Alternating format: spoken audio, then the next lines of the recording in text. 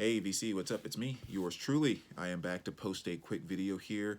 This is just going to be a recent finds video, just a bunch of random stuff I've picked up from, credit at the shop. I've, sold some stuff on eBay, so picked up a few things there, and just kind of, some random finds. Um, Actually sold an old receiver, and I'm kind of getting rid of some stuff as I'm preparing to move and everything. I actually traded in, I should say, an old amplifier. So I had some credit at another shop, and they finally got some stuff in the other day that I really wanted. So just been picking up random things from random places. As you'll kind of see, there's no rhyme or reason to a lot of the stuff in here. But yeah, definitely great stuff and things I really wanted. So let's just kind of jump right into it. The first one we'll start off here is Led Zeppelin. This is a complete BBC sessions. Really great box set. You guys have always heard me talk about how I'm not very fond of live albums, just in general. I'm really not very fond of live Zeppelin stuff. The song remains the same and all that stuff. I just always thought just didn't sound very good. With the exception of this, I think Zeppelin killed it on these BBC sessions. And I discovered this album, I don't know, years ago, and just really, really loved it. And this set actually been sitting in the shop for probably a good year and a half or so now. And I've just always kind of, looked past it. Maybe I'll get it someday, blah, blah, blah. And a couple of weeks ago, I was sitting there thinking, well, my credit's building up. There's not a lot here that I want to grab right now. So let me just go ahead and put that in the collection. So I went ahead and picked that up. It is sealed, but I have the Japanese CD pressing, Japanese CD, and so I usually listen to that whenever I want to spin this. So maybe I'll open it one day, but I think for right now I'm just going to kind of keep it sealed. Now it's not as pretty as the classic records version of that, which I know Robert Z has a nice copy of that, but still it's nice to finally have that in the collection. Also stopped by. It was really weird. I had not weird, but I had a meeting out near a Half Price Books, and I haven't found really much. I find one thing here or there every now and then at Half Price Books, and popped in this time and really found some good stuff that I wanted and an awesome score at the counter, which I'll kind of show you here. But I found this Grace Jones, as I'm still very much trying to get her complete collection on vinyl. So this was a great one that I needed. This is Night Clubbing, just the legendary Grace. As you can see, a beautiful copy there. And that's really always the challenge with these Grace Jones albums is that, they're not going to be very expensive. You're going to be somewhere, if in good condition, great condition, they're going to be somewhere between $10, maybe $20 on the high side. But it's just finding them in good condition. Oh my gosh, that always proves to be the challenge. But Grace is just an absolute legend, and I was definitely happy to find that, and just still kind of her R&B / disco / sometimes electronic. I mean, she's just, as I always talk about, just her creativity. She does her own thing and does it her way, and awesome. So I was really happy to find that. Another one here too that I stumbled across at that Half Price Books was Ladysmith Black Mambazo, which is my favorite album by them, and the copy I currently had, it was in my Finders Keepers section.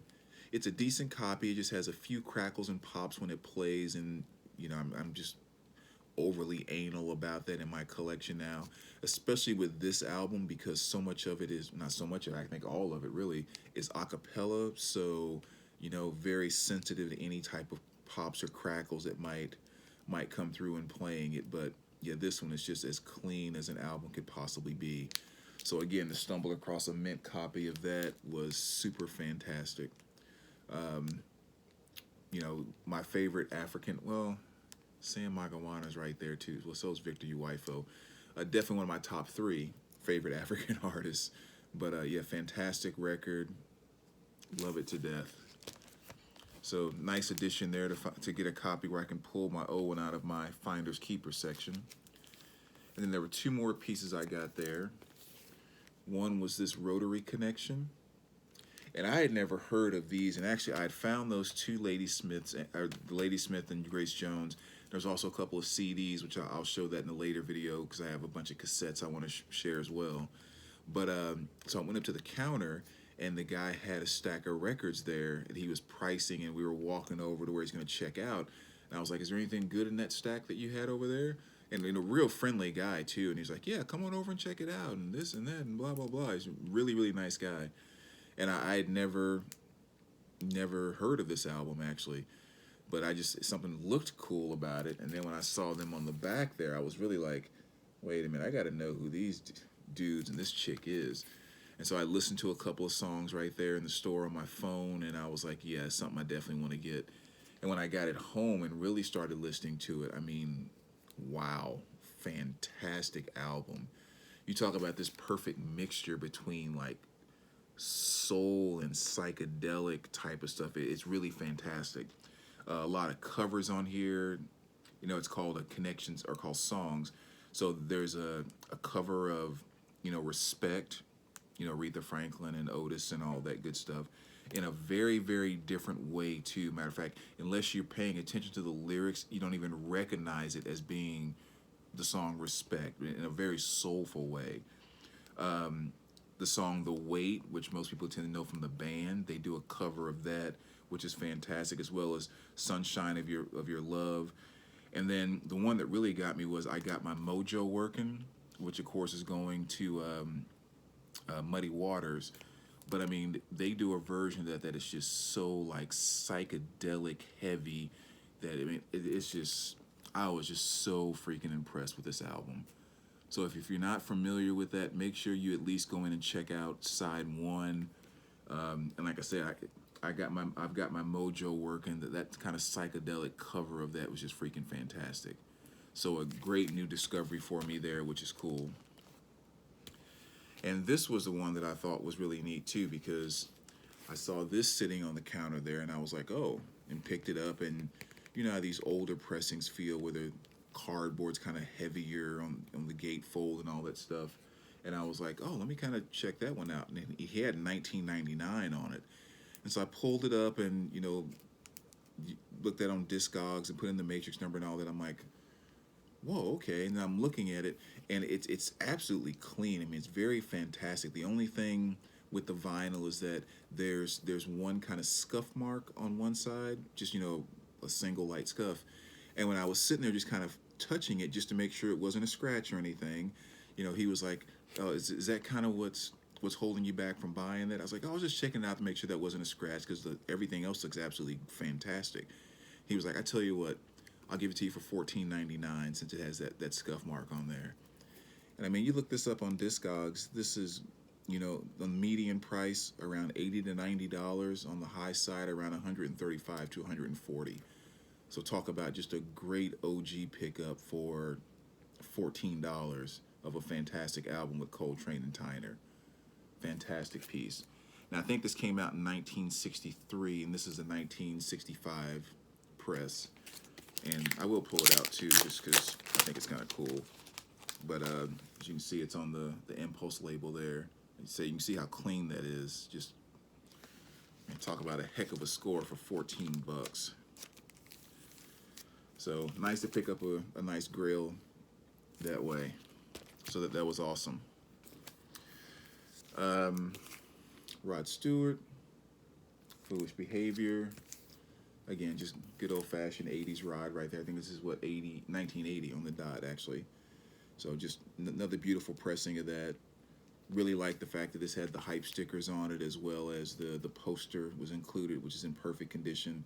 So just an absolute mint, fantastic copy of that. Working towards completing my Rod collection. And then a couple of those OG pressings I've been telling you guys that I'm, you know, kind of getting, or wanting to get back into grabbing a few more. I shouldn't say back into, but actually putting a focus on, even if I already have other pressings. So one here was Judas Priest, Sin After Sin. Again, another classic album. I know you guys know this one inside and out. So this is a 1970s, or blah, blah, blah. 1977 U.S. pressing, I'm sorry. So fantastic album there. as well as very nice copy of Kiss Love Gun. You know, I have all the Kiss albums with the reissues that they put out, and those are fantastic. But as I mentioned a couple of videos ago, I'm trying to go back now and get all of the Kiss OG pressing. So that's a very nice 77 US press right there. And this was a very nice one too. Ice Cube, The Predator. We had this one come in the shop the other day. And this is a 1992 US pressing. Again, fantastic condition, and you know, these don't pop up that often at all. So another great addition to the Ice Cube collection there. As you can see, that's really, really nice piece. I mean, great album from front to back. I mean, I think probably the biggest songs off of here that people would know would be, I mean, Wicked, but It Was a Good Day. That was probably the biggest hit off of this album. As well as, you know, Check Yourself featuring DOS Effects as well. So another great grab there. And Cypress Hill, Black Sunday. Another really, really good piece there. Nice 2 LP set in fantastic condition. You know, Insane in the Membrane, all that good stuff. You know, Cypress, very, very unique group. And this is, again, at the 1993 original US pressing there. So that was also an awesome find. And then we skip over to, as far as skipping genres, going back to, you know, my favorite band, which is Godsmack. Now, you've probably seen me flash this cover a couple of times because actually this is my third copy of this album, because I basically want to get all the different pressings that they put out. And so I had the marble, what's the other one over there? I'm drawing a blank now for whatever reason. But then this was the red vinyl that I hadn't had yet. So yeah, so that makes for my third copy of When Legends Rise. But you know, my favorite band, so you gotta do what you gotta do. As well as finally got a copy of Sully Erna, Hometown. This is just kind of a little project he did away from Godsmack. Really just kind of a lot of, you know, softer piano type of ballads and that type of thing. But, you know, just kind of him stretching out a little bit in a different direction of the more, I guess, groovier, harder stuff of Godsmack. So finally picked up a copy of that. Another really awesome find, because I actually had this on my want list for quite some time when I really kind of discovered this group for the most part watching some episodes of Hip Hop Evolution. And it is The Far Side, which is a fantastic piece. LA or Lab Cabin, California, name of the album. And so I was watching that episode of a Hip Hop Evolution, and you know, they did some interviews on them, and I was like, oh, that's a cool album. They kind of did a highlight on the song Drop, and I just, you know, really kind of loved it. And I thought, okay, I want to grab that album sometime. So I went and looked, and you know, original pressings were going for $35, $40, that type of thing. Some upwards of $50. Even the reissues were going for $30, $35, and I was just like, okay, yeah, I can't see myself just going out and paying that much. And then sure as crap, we had one come through the shop the other day, and an original pressing actually, which was this one. So that was a really, really great pickup. Little tad bit of ring wear right there, but I thought, you know, screw that. I'll go ahead and grab that. And just kind of some of that great mid-90s type of hip-hop. I think this was 95. Yeah, that mid-90s type of hip-hop when there were some artists that were still really kind of embracing the idea behind being an MC and the creativity within hip-hop, and it wasn't just all about the image and that type of thing. The Far Side is one of those groups, because the Far Side was kind of right there with De La Soul and Tribe Called Quest, stuff like that. They used to tour together and things of that nature. So fantastic album and great score there. The Good, the Bad, and the Ugly, the soundtrack. Nice to find a great pressing of that too. really cool soundtrack. But I mean, really, when you get down to it, the main reason I bought this album is because it has the Ecstasy of Gold, which maybe for those who don't know that song, that name off the top of your head, with almost every Metallica concert, that's the song they come out to, is the Ecstasy of Gold. And it's just a really cool, really kind of big, not haunting, but like grand type of song. I've always said Metallica made the fantastic choice of using that song to come out to, because just the size of it just makes you feel like something magnificent is about to happen. You know, I've always said if Jesus Christ were to come back and he was going to give a sermon, you know, to 5 billion people, the song that he would come out to would be Ecstasy of Gold, because it's just like it's something so grand and amazing is about to happen. It's just what that song brings out. So nice to find a great copy of that. Little 12-inch here. Full Force Ain't My Type of Hype. Just some great R&B from the late 80s there. Probably remember them from a lot of the Kid and Play movies with House Party and all of that. They were also in Crush Groove, like the big guys that kept beating up Russell all the time. But yeah, great artists, but I think they're even more well known for their producing. They did a lot of the behind the scenes stuff. Das Effects, Generation Effects, just kind of some, again, late 90s hip hop here. You know, DOS I think was really big more so towards the early 90s. I definitely like their early stuff a little better than their later stuff. I just think kind of the spoofy, fun creativity that they had with their lyrics and the way they just kind of made sounds into words and weren't really words, and they had that kind of creativity. They lost it a little bit on this album, and it became a little more of just straightforward rap for the most part. But there are a couple of good songs of What Goes Around and Take It Back featuring PMD from EPMD are two really great tracks off of this. So when I stumbled across it, I went ahead and picked that up as well. Here's one that's going right into the Finders Keepers pile, but I just could not pass it up. AMG. I want to be your hoe, and bitch better have my money. Man, as soon as I saw that, I mean, so many memories came rushing back, because my first or second week of college, when I met my roommate for the first time, his name was John. Never forget that, John C. And, you know, when we were unpacking some things and stuff like that, he actually put this AMG tape in, and that was the first time I ever heard Bitch Better Have My Money, and it just was cracking up, and it was kind of our initial bonding point. And so when I saw that 12-inch pop up the other day, I was like, oh my gosh, I gotta have that. So, yeah, as you can see, it's a little rough. Vinyl actually plays pretty decent, but it still is going right into the Finders Keepers, but still, I had to have it. A nice gold stamp promo of House of Pain. Of course, you guys know this album as well. Classic hip hop album. You can see it's nice gold stamp there. And another just fantastic piece that randomly popped up in a stack of stuff that came in the other day.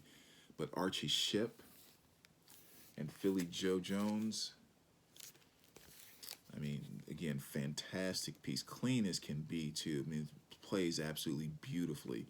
But I never heard this Shep album before. But as soon as I saw Archie's name on there, I was like, oh, I know I'm going to love this. And sure as heck I did. So very, very good recording.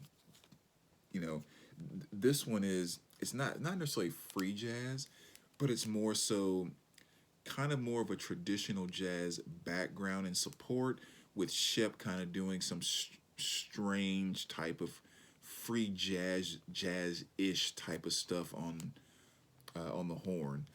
But yeah, I always say when you listen to this album, I shouldn't say always say, because I'm really just kind of just discovering this album, but I've listened to it a couple of times, and when you're listening to it, the sounds he's making with his horn almost sounds like it resembles what a lot of small animals would sound like while they're dying over the course of 10 or 15 minutes. I remember thinking that the couple of times I listened to it, it kind of made me laugh, but fantastic piece right there. So great addition to the jazz collection. Eula's a Good Thing by Barbara Lynn. Another artist I'm somewhat recently discovering. I mean, I guess maybe the last 6 months or so, just kind of picked up on her. But yeah, just some more of that early, soul type of stuff. I think this is 1962. So yeah, just really, really fantastic piece. I stumbled across some of her stuff in some records that came into the shop, and again, I had no idea who she was at that time. So I guess maybe it was about 4 months ago. And I looked them up and I was like, whoa, look how these things are going for like $75, $90 and that type of thing. And so I, put them online and they just flew off me. They sold really fast. I was like, holy cow, I need to check out this woman and see who she is. And so that's when I kind of first discovered her. And I said some really good 60s, 70s soul type of stuff there.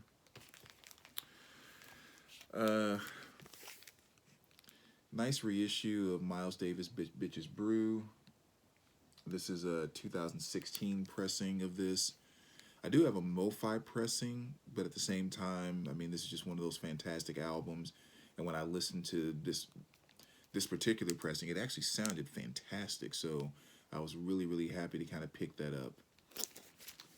And at the same time, I also picked up this Miles Davis Live, which is another really, really good sounding album. And this is a 2011 pressing, but really, really sounds fantastic. And there's also one I needed for my Miles collection. So nice 2 LP set, mint condition, great, great pickup.